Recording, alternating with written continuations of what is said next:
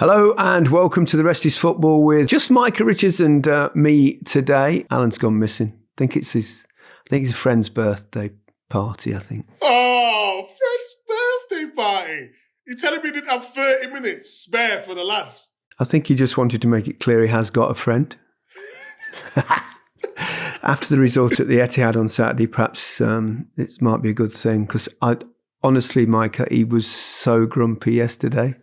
Was he? Yeah. He was angry at times, and you know what he's like? He's up and down with Newcastle playing, but he goes from like up there, way high, to on the... His analysis was a bit, no fight, no desire. I was thinking, wow, they've had an off day. Calm down, Alan. Calm down. They were going to win the league a couple of weeks ago. And the other thing he said a while back, didn't he, that I don't care about any other game this season as long as we win a trophy. If we can lose them all, that soon changed. But, did you? I can tell, though. He's not chirpy in the group chat, is he? He's not chirpy at all. Yeah. You're doing Match of the Day 2 tonight, right? Correct, We're doing this on Sunday evening, as we often do. Mm-hmm. And so let's start with the two games. I've watched them both as well. Spurs, Manchester United, I think it's 14th against 15th. And to be honest, great result for Spurs. Obviously, they needed that 105 days since they've won at home. But it looked like two teams that were in 14th and 15th because there wasn't too much quality. Yeah, I think there was a real lack of quality in the games. I don't know if it was nerves. I know there's been a bit of back and forth with Amarin talking about he's got more pressure to deal with. I don't know if that was mind games or whatever, but yeah, going into the game, I'm thinking Spurs United. It's going to be a great game for everyone involved. Just to see, I thought there'd be so many mistakes. It'd be 4-4, 5-4 or whatever. Spurs struggling with players, injury, United as well. Their bench was very light today as well. But the players who were on show were, I don't even like using the word awful because I think that's disrespectful, but a real lack of quality throughout. Possibly confidence on both sides because of the fact they've been struggling so much. Yeah, I would say confidence as well. But I think when you go into a game like this, you think, if you're a United player, Spurs not been doing well. If you're a Spurs player, you're not being... This is a time to actually, in a big game, or a team who are not playing that well, to show up. And I just thought it was quite bleak from both sides. I was happy for Spurs because Maddison coming back into the team, Vicario playing as well, having Undogi back on the bench and all those sort of things. Brennan Johnson come onto the game as well. So for them and Ange as well, because I feel like every interview now is basically he's having to answer the same questions, and it's getting tiring. It's getting tiresome for everyone involved. And I know the journalists have got to do it because they've got to do their job.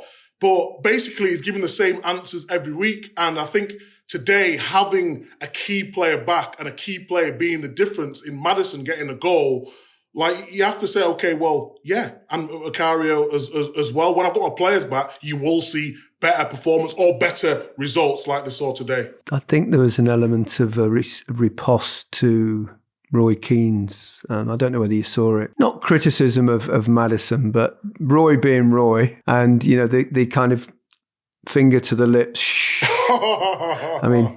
I think it was a bit of tongue-in-cheek, but yeah, I think it was like a moment in saying, well, he's not performed that well even when he's been fit. So would you be hanging your hat on Maddison? But Maddison can make the difference. He's a quality player. When he's fully fit, he can unlock a door with his passing. One of his passes today in the game was sensational. I think it was down to Son on the left-hand side.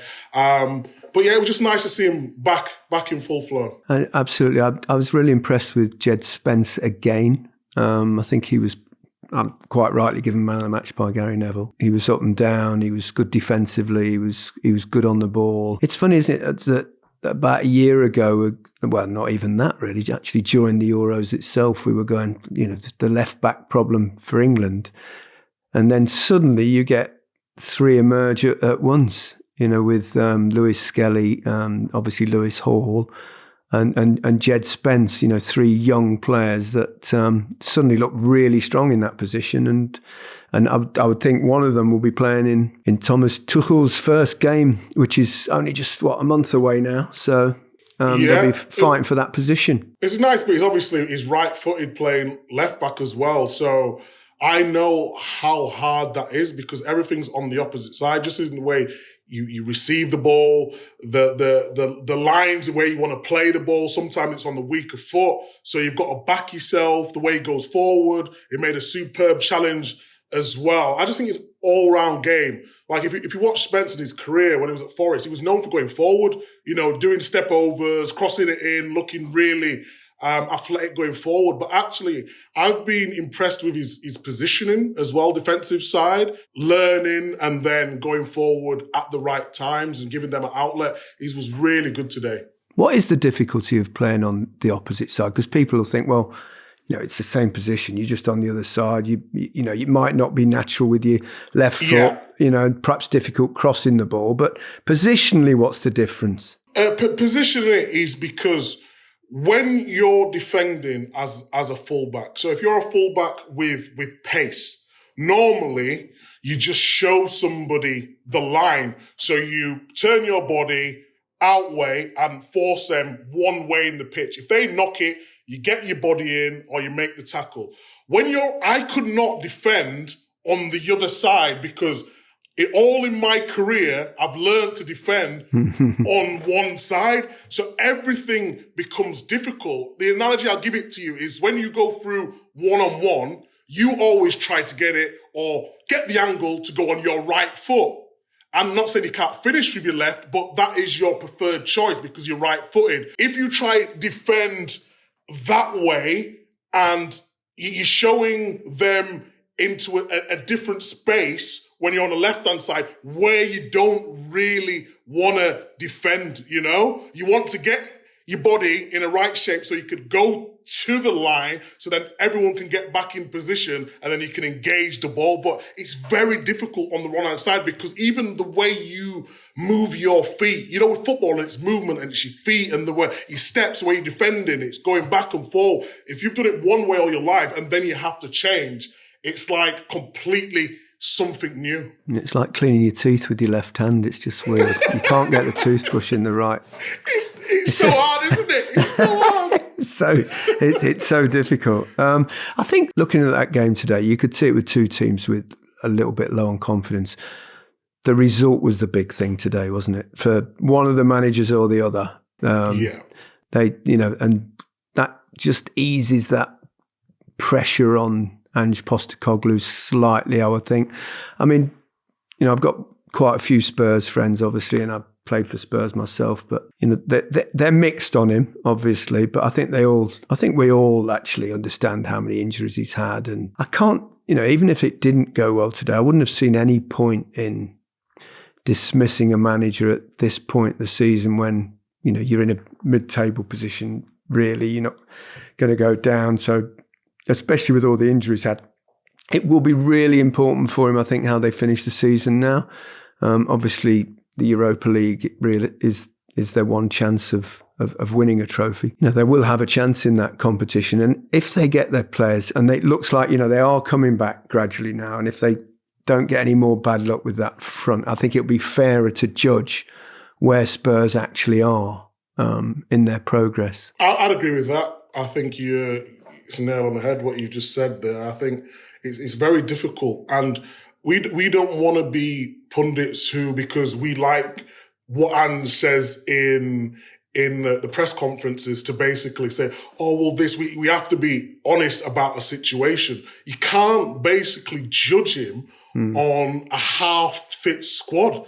We do that with any manager, that we're not giving special treatment to Ange for that. But like you said, once you get all the players back, you will start to see a better Spurs. It's just what level is that going to be? That is the question mark, Yeah, I mean, Manchester United's results, I mean, they are really, really struggling, aren't they? I mean, you looked at the bench today and there's about 8 academy players on there, weren't they? Real bunch of youngsters. So they're in a pickle. They're in a pickle. It must be really difficult for Amorim. I know he puts on a kind of chirpy, smiley face most of the time in his press conferences, but it must be really, really difficult because he's known nothing but success in Portugal.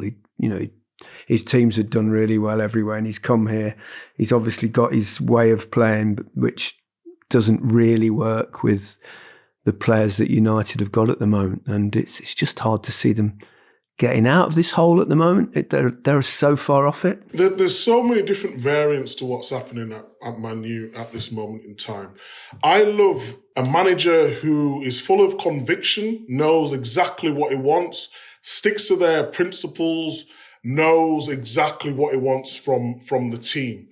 But it's evident to see that the players that he has available at this moment in time cannot play in this system. The system is not what the players are used to. I give him an excuse because I understand why he's persisting with this formation, because that's what he wants to use going forward. But just some of the comments that he's making for himself when he's mentioned he'd rather play the goalkeeping coach instead of Rashford, the to-ing and fro-ing with Ange before the game, basically saying, well, he knows what it feels like, but he's got a harder job because he's at Man United and it's a bigger club and there's more pressure. I just feel like he's honest, which we all like. Bit of naivety to it. Yes, and now at first I thought it was conviction. Like, this is what we're getting from a manager. This is what it's going to be. But now I feel like he doesn't understand the scrutiny of a Manchester United, and whatever he says, even like when he said, this is the worst team in Man United history, or whatever quote he wants to use, he doesn't understand. That's a headline what he's supposed to be doing. If he doesn't like a player, if he doesn't like Rashford, we can accept that as punters. That's your decision. We respect your decision. But all the other stuff around it, he's actually making it harder for himself, and he doesn't understand what he's doing, because everything is like, it's chaos and it's chaotic. And when things are not going, you mentioned Sporting Lisbon, you can say what you want when you're winning. And no disrespect to Sporting Lisbon, they're not at the same level of club as Man United. So everything that he says, it goes a lot further. And I just feel like he needs to, I don't want to say him to focus on the football, but stop giving people nuggets to make bigger stories than it needs to be. Yeah, they're such a huge club that, even when they're struggling mid-table and not competing, they're still the club that, gets all the headlines. Correct. So, I'm sure he'll learn. I'm sure he'll learn as he goes. I mean, he's a young manager and it's a very different experience for him. Must be tough. Let's go on to the other game played today, the earlier game. Liverpool, another 3 points. They weren't at their best, and I thought Wolves played really well, particularly in the second half. In fact, Liverpool didn't have a single shot in the second half. I believe that's the first time that's happened at Anfield since about 2003 in the second half. So credit to Wolves. They'll be disappointed they didn't get something out of it. They could have done. But yeah, Liverpool weren't at their best. And we've said that a few times, but they still grind out results and they're in good shape. Yeah, I think from Wolves' point of view, I think they took it to Liverpool. I think the difference between the first half and the second half, the press, they was too aggressive with it, and Liverpool were able to play through the press, and then they would leave themselves free on free. In the second half, they made a couple of subs. They brought on Bellegarde and Manetzi, and they just added a little bit of guile, a little bit of speed. And it's weird because Manetzi sort of played as like a number 9 or false 9. He was dropping it, and then he was the furthest man forward. But he's actually a quote unquote, a defensive midfielder. But the manager really rates him. But he just had they had a little bit more energy in that second half. And yeah, whatever you say about Liverpool, they find a way. They find a way to win. And I want to go back to that challenge with Quansah. He come on for Kanate at half time, and that challenge was just amazing at the right time. When you need a moment in the game to see you through, it really showed up for him. Cunha's good, isn't he? What a season he's having, really, for a team that's struggling as well, which I think is always a really good sign of a player that can perform like that when things have perhaps been going against you.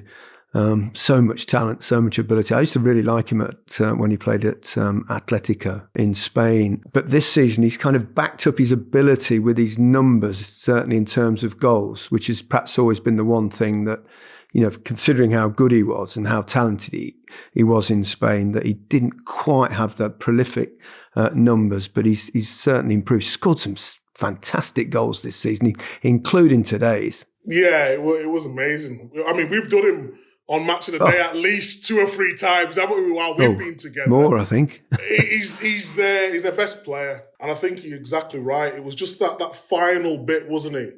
Can he finish off them chances? His all-round game was brilliant. Touch, technique, laying off the ball. But I think, what is that, his 13th league goal of the season now? He's getting them numbers for a team that's struggling. But when you asked me, will Wolves be all right, about 2 months ago, I think it was on Match of the Day, and I said, I think they'll be all right just because they've got a quality striker like that. I know Ipswich have got Delap, but when you've got Cunha in his side, you've always got a chance, and I think that'll be the difference. Yeah, I fear you might be right saying that as a Leicester fan, because I think it's definitely going to be 3 from 4, but I suspect it'll be the 3 promoted clubs that go straight back down, as did, of course, happen the previous season. Did you, was you captain Mo Salah? Mo Salah, running down the way. That would have been a great goal, the one he was marginally offside. I was throwing stuff at the TV and everything. I'm like, why are you offside? You're quick enough. You don't need to be offside there. Comes in, bent it in. What a strike that was. It was a brilliant strike. But he still got me a goal. He still got me 7 points. And it's a double game week. It's another double game week, is it? It's another double game week. And who they got in the next one? I think Villa. Tough game, the next one, though, at Villa Park. Oh, yeah. Villa be a good Park game, is a that. Tough one. It'll be a really good game. High energy, good quality. But he does get a lot of penalties, Salah, doesn't he? So, I think that was his 9th. I think it was 7 in the league now, isn't it? But he scored them all. This one, he kind of dinked it straight down the middle, didn't it? Wasn't quite Panenka, but it wasn't far off. But it was a nice finish. Yeah. It was a nice finish. Okay, let's take a break there, Micah. And when we come back, we'll talk about the games played on Saturday. Welcome back to The Rest is Football with Micah Richards and me, Gary Lineker. I think you've probably been looking forward to this one. Man City showing signs that they're creeping back to form. I know they slipped up against Real Madrid, but they didn't play badly in that game, but just let it slip at the end, as they've done a few times this season. But, this was more like the Manchester City kind of performances that we've witnessed over the years. Haaland was so grumpy yesterday. He was having a real go at them, berating the Newcastle players. It's funny, isn't it? It always matters more when it's your own team, and you always you not only cheer more, but you also get more cross when your team doesn't perform. But City were good, and we have to talk about Omar Marmoush. I think he gives them something different. He's the fact that he loves to get behind, doesn't he? And then if Haaland does drop short, he can run past him, and suddenly they've got different options in terms of the players when they've got the ball because of that. And especially when you've got a goalkeeper like Ederson. We had Joe Hart on last night, who I think is doing really well as a pundit. He was talking about his distribution. His passing range is extraordinary. Some of them balls that he was playing, it's just brilliant, wasn't it? I like the little joke. He said, "That's why I'm sitting here and not playing for Man City on Match of the Day." Yeah, it was self-deprecating, but that's the sort of guy he is. But yeah, Ederson, he's had a lot of stick, this season. I think he could have done a little bit better with a couple of the goals that they conceded, but on the ball, that's the difference. That's why you have him, whether he's firing it into midfield, where he goes to one over the top. He's got loads of assists in the Premier League now, and that's why they bought him. Man City want to dominate the ball, even when it goes back to the goalkeeper. And yeah, he's been a difference for them, been an absolute legend for them. And I know he's had, like I said, a bit of stick, but that's why you have him, because he can do stuff that other goalkeepers can't. And Marmoush has carried on where he's left off in Germany. Had an excellent start to the season, which was obviously the reason that City took him on, but he really does look sharp. Yeah, he's a player who I've known for a couple of years now. It's one of those players who you think, oh, how would they adapt to the Premier League?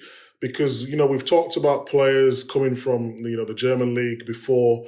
Can they do it in the Premier League? And he certainly can, just because his movement. Man City are always going to create chances. That's half the battle in a team. And because, like you said, his movement. And not only that, it's just when you've got someone like Haaland, and if I'm playing up against Haaland's got fear factor, hasn't he? Even though I don't think he's that great at holding up the ball, but just wherever he is. And he can attract certain players, which leaves gaps elsewhere. And I think that is very good for Man City going forward. I think too many times Man City want everything to feet because they want to control the game. It's about getting as much touches, wear down the opposition. When you got someone who can run in behind and finish, he's going to be a real star for Man City. It will make a big difference. Do you think City have got a chance in Madrid? I think City will score in Madrid. It's just whether they can stop Madrid scoring. Yeah. And Madrid have stuttered a little bit in the league over the last few weeks, dropped quite a few points. Jude Bellingham got sent off actually yesterday. I don't know whether did you see Ancelotti's? It was quite amusing, wasn't he? He said, well, the ref didn't understand him. He said, fuck off, not fuck you. And I thought, and he said, that's a very different thing in English. And I thought to myself, blimey, he's arguing here over the word you or off. And perhaps the other word was the problematical one, but I got his point. Yeah, because if you say, if I said F you, Gary, that's like personal. Like, I know. You can have a bad touch and you could be like, F off. Do you know what I mean? Like, like yourself, yeah. Yeah, of course. So I get what it means, but it was hilarious. It was quite fun, but they dropped points there. Atletico dropped points as well. I think Barca played this evening. They've got a chance of joining the top. It's really tight in the Spanish league and actually the Italian league as well. Just a quick shout out while I mentioned the Italian league to Cesc Fabregas, friend of the podcast and obviously friend of ours from many major tournaments when he's been a pundit, and great victory he had on Sunday. 2-0 away at your old club, Fiorentina. I think they're now 13th in the league. And when I interviewed him at the start of the season, his absolute ambition was to just stay up because obviously they're a very small club and they're kind of ahead of the game. So well done, Cesc. Well done, Cesc, if you're listening. He was always going to happen though, wasn't he? It was always going to happen. Yeah, He's but you so never know, do you? intelligent and he knows the game. It can be nice, but also he's got a ruthless side if he needs it from playing. Yeah, he was always going to be a very good coach. But like you said, you never know. That was a right fit for him at the time, but I expect him to have a sparkling career. I really do. Me too. He's so intelligent, so smart. Newcastle have lost 16 consecutive games at the Etihad now. Talk about bogey grounds. The last time they won, and it was actually at Main Road, was when Alan Shearer scored the only goal of the game. Did you watch the opening last night? Yes, I did watch it. I wondered what was coming. Well, I had a rehearsal, I don't know, last rehearsal about a minute before we went on air where I just do the little opening. It's for cameras and all that. And then they were showing the goal over my shoulder and I looked over and I thought, hang on a minute, he's offside there. So I said to Colin, the director, I said, right, can you show that? And I want to say it's offside. And so he's down to 259 goals. I mean, yes, brilliant. Astonishing decision. But it's funny how you sometimes have these bogey grounds. Leicester lost again. Late goals. I thought they did okay, Leicester. Arsenal looked a little bit blunt and then put Marino up top, who'd never played there in his life, and showed them how to do it with 2 goals. But Nwaneri again. Oh, he's dazzling, isn't it? Scintillating. He's just the way he moves, his confidence, his left foot. I mean, we've utilized about Saka many times, but he's really come to fore at the right time. What a play. 17 years of age, his technique. He was the best player on the pitch by far, you know. All it was missing was a goal, really. Where does he play when Saka's fit? I'd put him up front. Saka I on the right. think he can play anywhere up top. Correct. Yeah. Correct. Put him, because how Arsenal play, they like players who can press, they like players who can link. Havertz has done that role. We all think Havertz is better as a 10. I think he's got that. And they can switch positions, him and Saka, the way they go in and out. But he's a real talent. He's a real talent. I just hope he has no bad injuries or anything like that. Keeps focus, because Arsenal have got another one. I know, they are producing, because Lewis Skelly as well, I think, is exceptional. Different position, of course, but, you know, another very young man playing like men. They really are. Mature performances, that is a difference. And we've got to give a shout out to Moreno. Comes on, like you said, never played up front before, but it just shows you, doesn't it? And you talk about it the most, and probably the best. It's movement, isn't it? It's movement. Absolutely. Finding the right timing. You like, if you're not fast and strong, but you can have the football IQ to know where the space is going to be. And he ran into the space, you know, brilliantly well. That's it. You don't follow the ball.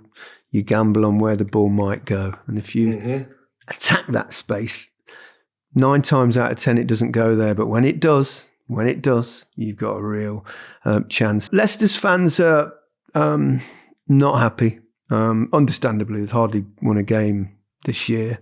And most of those complaints and displeasure are aimed at Director of Football John Rudkin. They continue with banners, and they had chants all throughout the game. But he's very close to the owner. He's like man-to-man marker, actually.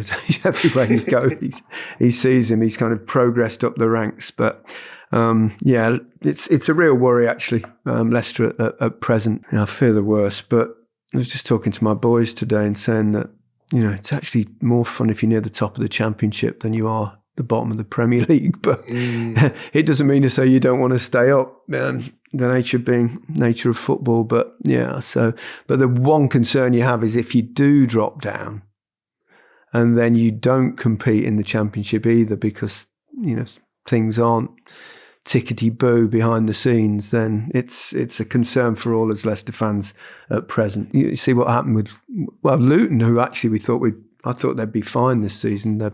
They've really struggled. So you can't be too overly confident about coming straight back. Sheffield United and Burnley might. One of them will probably have to do it from the playoffs, because I think one of your many teams, Leeds, are going to make it. See, Burnley drew 0-0 again. Yeah, it's 11 times, I think, now. Did you see the little message? They haven't conceded a goal for about 30 years. You know, the quarterback, or not, I don't know, he wasn't a quarterback, actually. The NFL player who's got a stake in Burnley. Do you see he's been messaging with a goalkeeper? I met him once. Yes. Yeah, nice guy. Big lad, as you'd expect. Really top guy. JJ Watt. JJ Watt, that's the one. It was just on the tongue. He wasn't a quarterback. He's I think he's a linebacker. Yes, big linebacker. Yeah, it's almost an anagram of my name, but. Yeah. In fact, that's what David Gower always used to call me. That was his nickname for me. Gower always used to call linebacker. Yeah, sure. When we did them, they think it's all over those many years, but yeah. But that 0-0. Yeah, but did you see? I think he had a little message with the goalkeeper, Trafford, saying, are you going to come out of retirement? And it basically said, if you keep clean sheets all the way to the end of the season, then he'll consider it. And they've had like 11 clean sheets or something. It's a crazy amount of time without conceding a goal. I mean, it's mad, isn't it? And the thing is, they've not actually progressed during that period because they've not been able to score a goal either, which is a bit of an issue. Fulham, Forest, two sides that have performed brilliantly this season. I thought Fulham were exceptional yesterday, really good. Yeah. Played well. Yeah, Fulham are just one of those teams that just seem to get better and better and better, don't they? I thought I have to give a shout out to Adama Traore. Yeah. Just because the final piece. So I played him at Villa, as I mentioned many times before. Pace, strength. It was just that delivery. But his delivery in the game was sensational. But consistently too. That's what you're asking for on a consistent basis, and he's got that in his game now. I thought it was the best player on the pitch yesterday. I saw him in his interviews saying that he's really worked at that. Did you see that there was one bit in the game where I think he put it one side and then sprinted past? My goodness me, put the turbocharge on. Wow. He's the fastest in the Premier League. Got to be. Far. But all the data says he's not, but I don't think he has to get up to full speed. If he was to get up to full speed, he'd be the fastest. I'd love to know what he'd do 100 metres in. Oh, I think he'd be pretty quick. I think he'd be sub 10.5. Agreed. I do, yeah. So Fulham up to 8th now and just 4 points behind Bournemouth, and they're 5th. I think we could see, and England is still pretty much well placed to get the 5th spot. It's relatively tight. Looks like England and Spain most likely. There could be a Forest, a Bournemouth, or probably a bit much for Fulham, but which would be refreshing change. Yeah, I mean, Forest looked like they had sewn up at one point. It's got to chop and change. Fulham come back into things. Bournemouth, who we've mentioned many times on the pod, they seem to keep doing it, don't they? I mean, with the injuries they have, but still managing to perform at the level, it's just great to see. Have you noticed how that all the people that we have on the pod as guests seem to do really well? Well, I know. We've talked about Cesc Fabregas, David Moyes. David Moyes. The Moyes sire.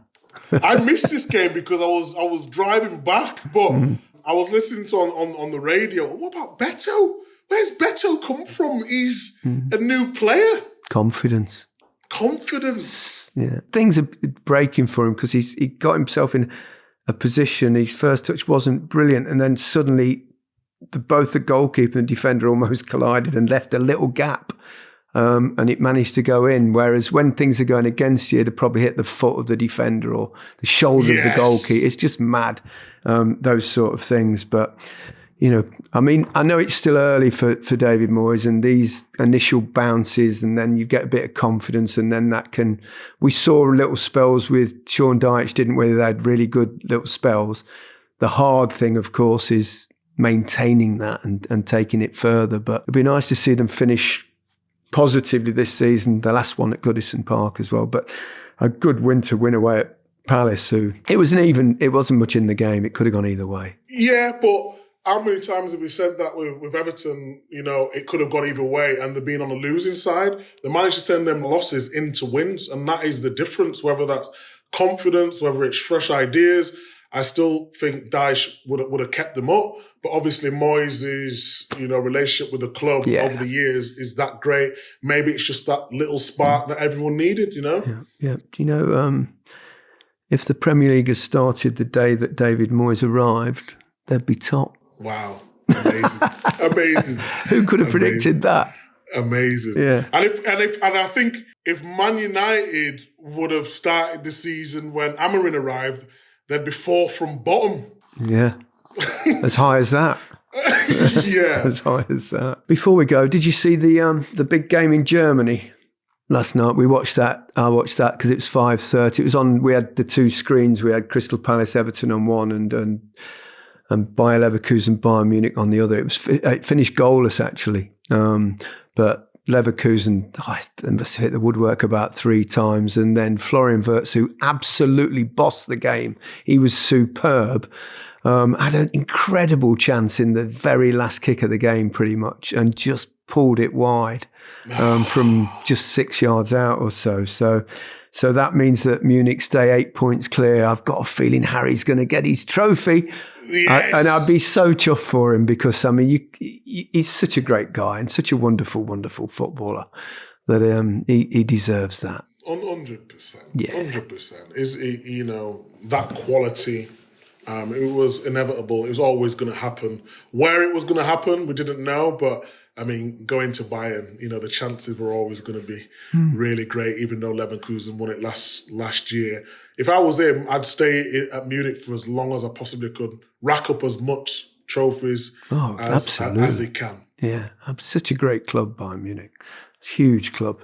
Massive club. Okay, that's a great place to finish. And we'll be back on Wednesday, of course, but something a little bit different to usual. It won't be a Q&A episode. Well, it will be, but Micah and myself will be asking the questions of a special guest. And that interviewee is one Peter Schmeichel. We've had Kasper Schmeichel. Now we're going to do Dad as well, because one of the absolute great goalkeepers, not just of Premier League history, but football history. One of the best. Look forward to speaking to Peter, a top fella. Micah, great stuff. That's it from us. Goodbye from me. And goodbye from me. Have a good week.